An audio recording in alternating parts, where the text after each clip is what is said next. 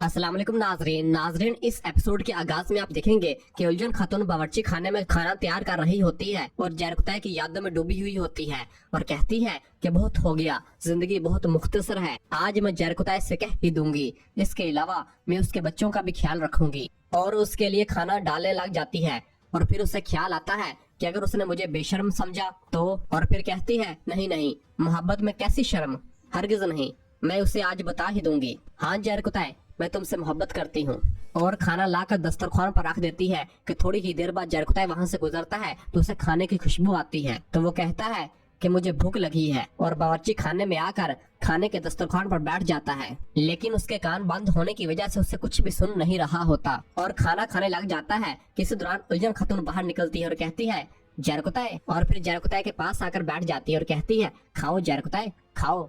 वो उसे और खाना देती है और फिर कहती है मेरी बात सुनो, मैं जानती हूँ कि आमतौर पर खवातीन इस तरह नहीं कहती, लेकिन मैं कहूँगी। और उलझन खातून जो कुछ भी बोल रही होती है जरकुतै को कुछ भी सुन नहीं रहा होता और वो मजे के साथ खाना खा रहा होता है। और फिर उलझन कहती है यानी मैं कह रही थी जरकुतै, मैं तुमसे ये कह रही थी कि मैं तुमसे प्यार करती हूँ, लेकिन जरकुतै मस्त होकर खाना खा रहा होता है। यह देखकर उलझन खातून हैरान होती है और फिर इस दौरान बुरान वहाँ पर आ जाता है और कहता है जरकुतै, और जरकुतै को ऊंची आवाज से पुकारता है, लेकिन जरकुतै उसका जवाब नहीं देता। और फिर बुरान उसके पास बैठकर ऊंची आवाज से कहता है चलो चलें जरकुतै। इस पर जरकुतै कहता मैं नहीं सुन पा रहा। बुरान कहता चलो जल्दी करो, हमें सफर पर रवाना होना है। इस पर जरकुतै कहता जाओ, सफर आसान हो भाई। ये सुनकर उलझन खातून भी हैरान और परेशान हो जाती है और फिर बुरान जरकुतै को पकड़कर उठाता है और कहता है चलो। और फिर उलझन खातून भागती हुई बुरान के पास आती है और कहती है बुरान, अब क्या जरकुतै बहरा हो चुका है? इस पर बुरान कहता है हाँ उलझन बाजी, वो सुन नहीं सकता, लेकिन फिक्र न करो, ये आर्जी है। और जरकुतै को लेकर वहाँ से रवाना हो जाता है तो पीछे से उलझन खातून को बहुत बड़ा झटका लगता है और कहती है वो सब जो मैंने कहा बेकार गया, मैं बहुत बदकिस्मत हूँ। और फिर दूसरी जानब अलाउद्दीन अपने कमरे में लेटा हुआ होता है तो उस्मान साहब कमरे के अंदर दाखिल होते हैं तो अलाउद्दीन अपनी आंखें बंद कर लेता है और उस्मान साहब अलाउद्दीन को पुकारते हैं, लेकिन अलाउद्दीन जवाब नहीं देता। और फिर उस्मान साहब अलाउद्दीन के पास बैठ जाते हैं और कहते हैं मेरे बहादुर बेटे, मेरे बेटे मेरे लिए बहुत कीमती हैं। बाबा का दिल बहुत बड़ा होता है, इसमें बच्चों के लिए काफी जगह होती है। तुम चिनार की शाखों की तरह हो, एक साथ लेकिन मुख्तलिफ। तुम्हारी सलाहियतें और शख्सियत अलग अलग हैं। बेटा ये बात कभी मत भूलना। और उठकर रवाना होने लगते हैं तो पीछे से अलाउद्दीन उठ जाता है और कहता है मैंने सब कुछ सुना बाबा। इस पर उस्मान साहब कहते अगर मुझे लगता कि तुम सुन नहीं रहे तो कभी ना कहता बेटा, मैं जानता था कि तुम जाग रहे हो। और फिर अलाउद्दीन पूछता है आप कहाँ जा रहे हैं? इस पर उस्मान साहब कहते हैं कुफार की तरफ, तुम्हारे लिए एक मजबूत घर बनाने, लेकिन इस रियासत की हिफाजत तुम्हारी जिम्मेदारी है। कमजोर होकर अपना आप मत खोदो, उठ जाओ और सब्र करो। सब्र से सलामती आएगी, सब्र से एक अब्दी रियासत मिलेगी। इस रियासत से तुम पूरे जहान पर हुकूमत करोगे। और अलाउद्दीन को सीने से लगाते हैं और वहाँ से रवाना हो जाते हैं तो पीछे से अलाउद्दीन कहता है आपकी अमानत मेरी अमानत है बाबा। और फिर उस्मान साहब जब कमरे से बाहर निकलते हैं तो बुरान कहता घोड़े तैयार हैं हुजूर। इस पर उस्मान साहब कहते ए वल्ला। और जरकुतै भी पीछे आने लगता है तो उस्मान साहब पूछते तुम कहाँ जा रहे हो जरकुतै? इस पर जरकुतै ऊंची आवाज से कहता जो हुक्म हुजूर। ये सुनकर उस्मान साहब पूछते इससे क्या हुआ? इस पर बुरान कहता है हुजूर वो सुन नहीं रहा। ये सुनकर उस्मान साहब कहते ज़हर है, वो अब भी सुन नहीं पा रहा। और फिर उस्मान साहब बुरान से कहते हैं कल उक्तम साहब के कबीले जाओ, तुर्गत साहब वहाँ होंगे। इस पर जरकुतै कहता जो हुक्म हुजूर। और बुरान भी ऊंची आवाज से कहता है जो हुक्म हुजूर। और उस्मान साहब वहाँ से रवाना हो जाते हैं।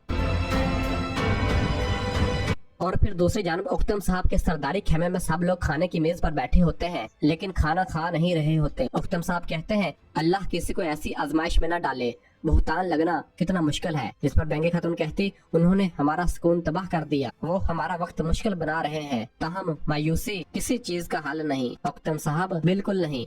और फिर उक्तम साहब उठते हैं और कहते हैं मैं काफी खा चुका हूँ, और साथ वाले खेमे में चले जाते हैं तो पीछे से बेंगे कहती है इस सब का सबब उस्मान साहब है। वो जिस रियासत की बात कर रहा है हम उसकी कीमत चुका रहे हैं, अलबत्ता इसका इख्तिताम अच्छा नहीं होगा। मुझे उस्मान पर बिल्कुल भी भरोसा नहीं है, वो कफार से इत्तेहाद कर रहा है। वो तुम्हारे बाबा के पीछे आएंगे अलचचिक, जैसे वो मेरे बतूर के पीछे आए थे वो तुम्हारे बाबा के पीछे आएंगे। ये सुनकर अलचचिक कहती है माँ अगर हम गलत हुए तो, अगर उस्मान साहब पर एतमाद दुरुस्त फैसला हुआ तो आप जानती हैं बाबा हमेशा यही बात करते हैं, उन्होंने हमारी काफी मदद की है अब वो बाबा को शोलों में क्यों फेंकेंगे? इस पर बैंगी खातून गुस्से से कहती, जिस वजह से बतूर को शोलों में फेंका अलचचिक, क्या तुम्हें लगता है वो अब शहनशाह के खिलाफ खड़ा होगा और तुम्हारे बाबा का साथ देगा? जिन हालात से हम गुजर रहे हैं, क्या सिर्फ मैं ही मुशाहदा कर रही हूँ? तुम अब भी उस पर एतमाद कैसे कर सकती हो अलचचिक? इस पर अलचचिक खामोश हो जाती है और कहती है, मैं मेज साफ करती हूँ, और वहाँ से रवाना हो जाती है। तो पीछे से बैंगे कहती है,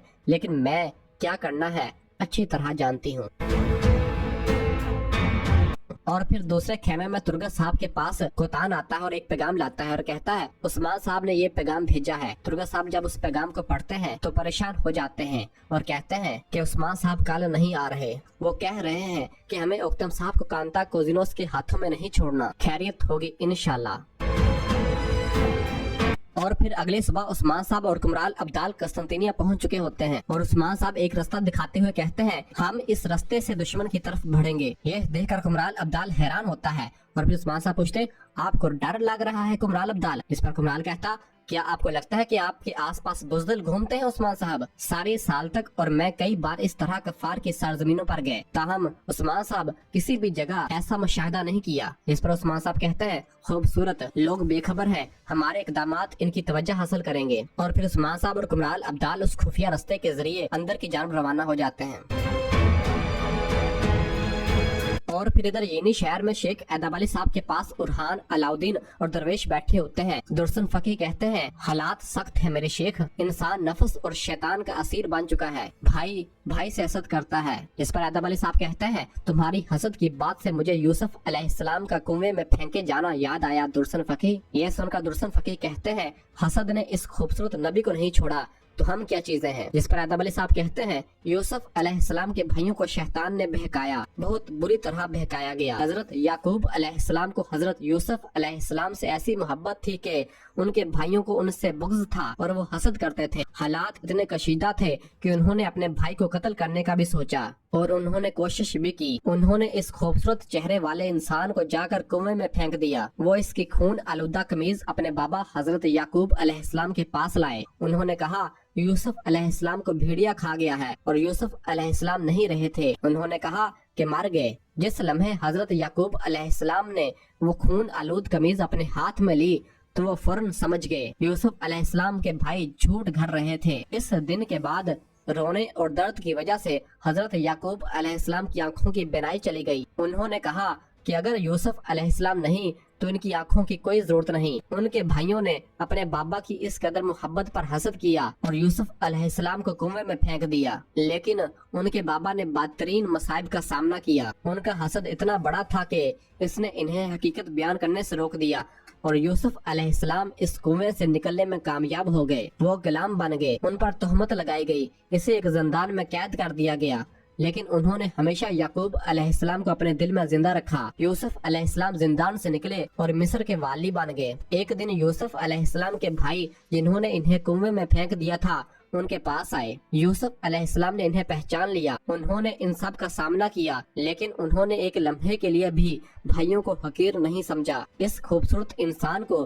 भाइयों के हसद ने बहुत सी परेशानियों का शिकार किया, लेकिन आखिरकार इन्हें वो मुकाम देने वाले वो भाई नहीं थे, ये उनका रब था। इस सब के बाद इनके भाइयों ने इनसे माफी मांगी। भाइयों ने अल्लाह को गवाह बनाकर कहा कि अल्लाह ने तुम्हें हम पर फजीलत बख्शी है और गलतियों में घरे हुए हम ही थे। उन्होंने कहा वो यूसुफ अलैहिस्सलाम की पैगंबरी पर ईमान ले आए। हजरत यूसुफ अलैहिस्सलाम ने सबसे बड़े रहीम जात की पनाह ली और अपने भाइयों पर रहम किया। उन्होंने सबको माफ कर दिया। वो जानते थे कि जो भी होता है अल्लाह के हुक्म से होता है। उन्होंने किसी को बुरा नहीं समझा और सब्र किया। उन्होंने खूबसूरत अंदाज में सब्र किया। प्यारो, हमारा रब हमें जो भी अता करता है अच्छे के लिए होता है, लेकिन हम कुछ चीजों को बुरा समझते हैं, लेकिन आखिरकार इससे अच्छाइयाँ आश्कार होना शुरू हो जाती हैं। हजरत यूसुफ पैगंबर अलैहिस्सलाम को जिस चीज ने इन तमाम परेशानियों के खिलाफ साबित कदम रखा वो इनकी अतात थी। हमारी उम्र इम्तिहानों और मशक्कतों में गुजरेगी,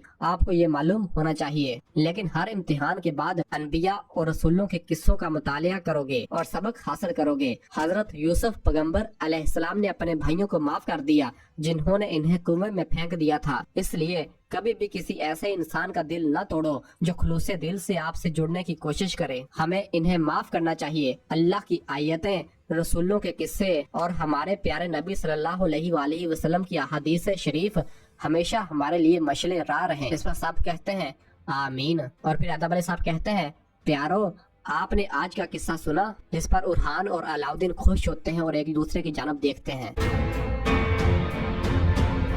और इसी जगह पर एपिसोड खत्म करते हैं। मिलते हैं बहुत जल्द अगली एपिसोड के साथ। वीडियो को लाइक कर दें और जिन दोस्तों ने अभी तक चैनल सब्सक्राइब नहीं किया उनसे गुजारिश है चैनल सब्सक्राइब कर दें और बेल आइकन यानी घंटी वाले निशान को भी प्रेस कर दें ताकि आने वाले एपिसोड्स आपको बआसानी मिल सके।